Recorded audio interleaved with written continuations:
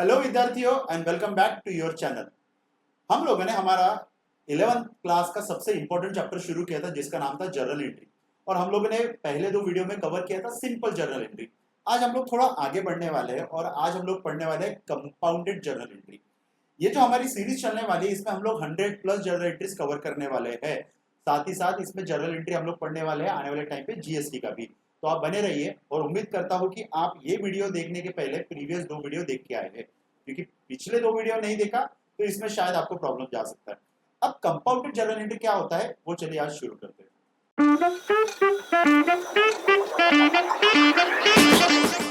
तो जैसा कि आप लोग स्क्रीन पे देख रहे हैं, टॉपिक का नाम है कंपाउंडेड जर्नल एंट्री। अब सर कंपाउंडेड जर्नल एंट्री क्या होता है, सबसे पहले इसको समझो। ठीक है, जर्नल एंट्री जो आप लोगों ने किया है अभी तक उसमें सिर्फ दो अकाउंट बने, एक अकाउंट डेबिट तो दूसरा account credit. Compounded journal entry का मतलब होता है जहां पे दो नहीं दो से ज्यादा भी अकाउंट इन्वॉल्व हो। मतलब कभी कभी जर्नल एंट्री में 3 अकाउंट बनेंगे, कभी 4 बनेंगे, बराबर। ऐसे अकाउंट को हम लोग बोलते हैं कंपाउंडेड जर्नल एंट्री। ठीक है, अब यहाँ पे एक चीज समझने वाली है जो मैं आप लोगों को बता देना चाहता हूँ। अभी तक हम लोगों ने जो सिंपल एंट्री पढ़ा जिसमें हम लोगों ने डेबिट और क्रेडिट में क्या किया था कि डेबिट में जो अमाउंट आएगा, जैसे मान लो कि 50,000 डेबिट में आया तो सेम अमाउंट यहाँ पे क्रेडिट में आएगा। तो यहाँ पे समझने वाली बात ये थी कि डेबिट और क्रेडिट का जो टोटल है वो रहेगा इक्वल, करेक्ट। अब दो एंट्री के बेस में तो चलो ठीक है, समझ में आता। अब 3 एंट्री रही तो भी डेबिट और क्रेडिट का जो टोटल है वो रहेगा इक्वल। वो कैसे, चलिए देखते हैं। जैसा आज हम लोग शुरू करेंगे क्वेश्चन नंबर 36 से। आप लोग देख सकते हो क्वेश्चन नंबर 36 को। ओके, देखिए क्वेश्चन नंबर 36 में सबसे पहले आप लोगों को याद दिला दो रूल।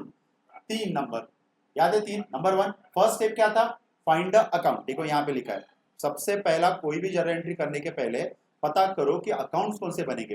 नंबर 2 वो अकाउंट का नेचर, ये जो नेचर आप लोगों को दिख रहे हैं ना, acids, expense, losses, capital, liability, revenue, ये 6 है नेचर। ये 6 में से कोई ना कोई एक रहेगा।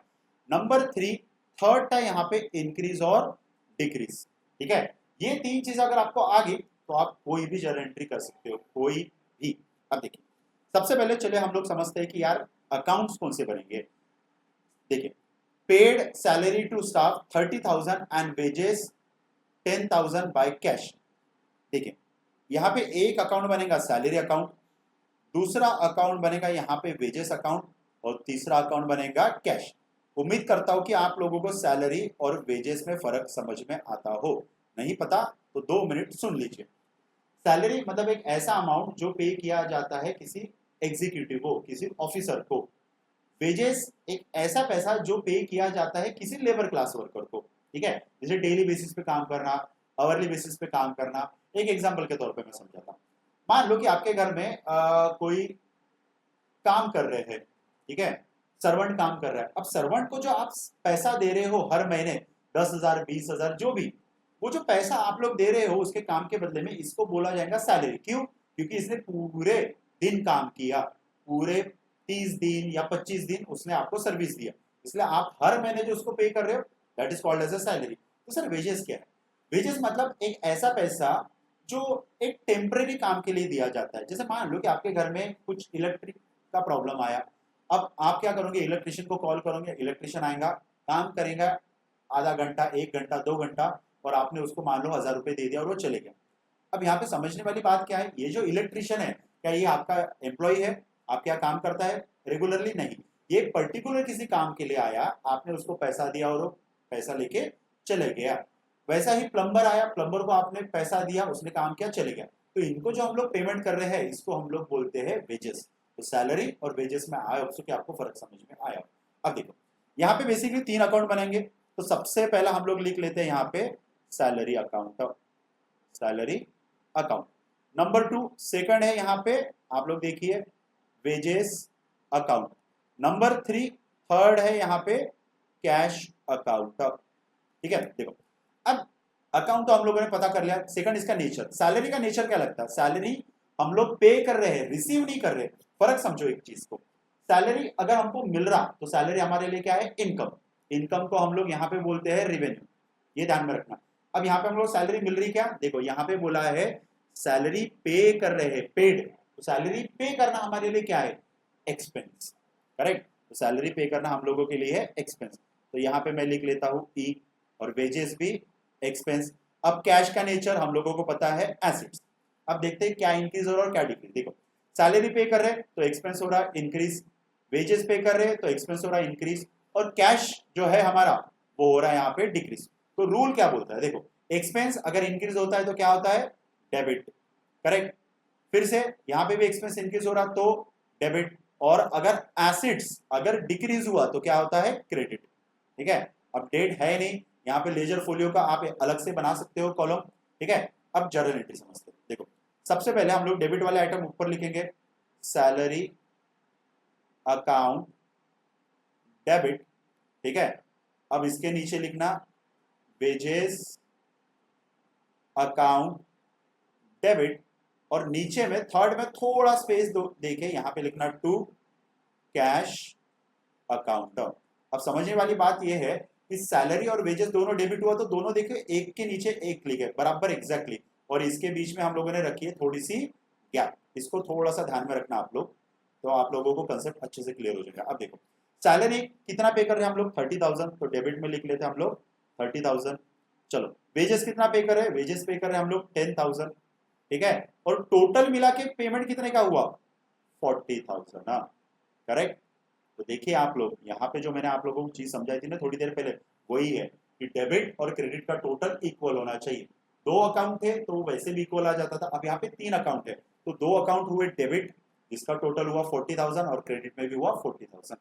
चलो उम्मीद करता हूँ कि आपको ये टॉपिक समझाओ। अब आते हैं हम लोग क्वेश्चन नंबर 37 पे। ओके चलो देखते हैं क्वेश्चन नंबर 37 को। ठीक है, 37 में क्या बोला, Ram purchase a car 10,000 paid 50% by cash and remaining by check.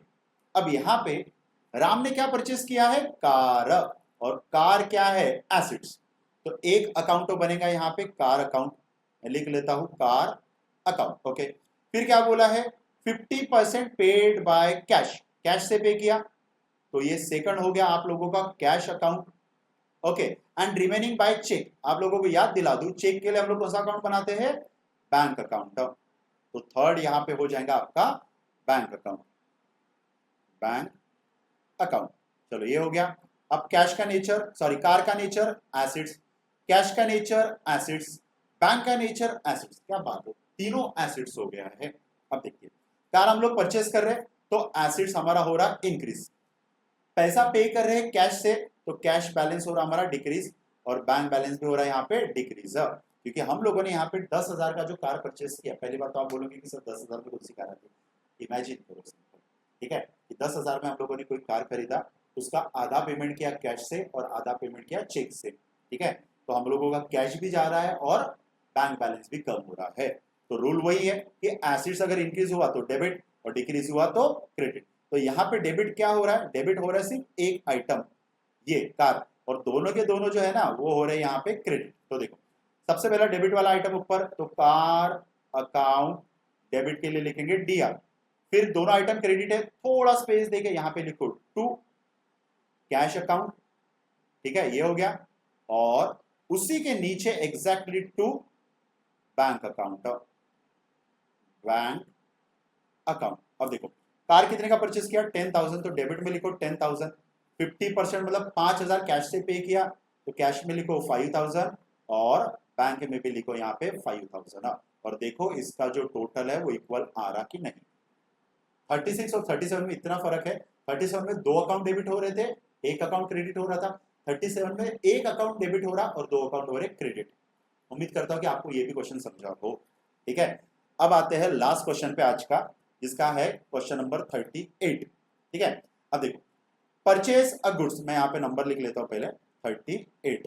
Okay, purchase a goods ₹10,000, 50% paid immediately. अब यहाँ पे एक चीज समझो, 50% पे किया इमीडिएटली, 50% मतलब कितना, 5,000 रुपीज।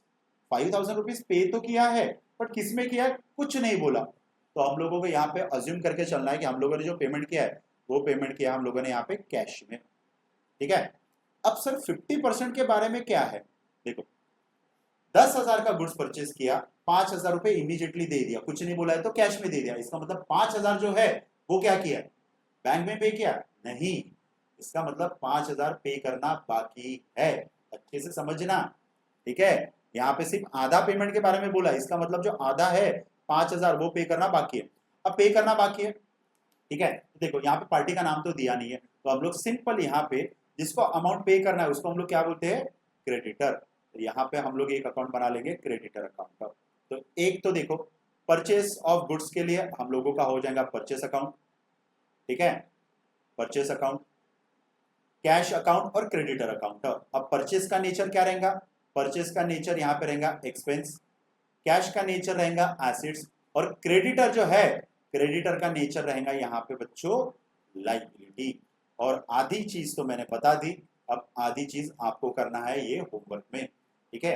अगर आप लोगों को ये क्वेश्चन जम गया तो, और नहीं भी जमा तो भी आप लोगों को नीचे कमेंट करना है कि सर ये मेरी जर्नल एंट्री सही है कि नहीं है, ठीक है। और अगर उसमें कुछ प्रॉब्लम रहता है तो मैं पर्सनली आपको मैसेज करूंगा कि आप में क्या प्रॉब्लम जा रहा है जर्नल एंट्री, ठीक है।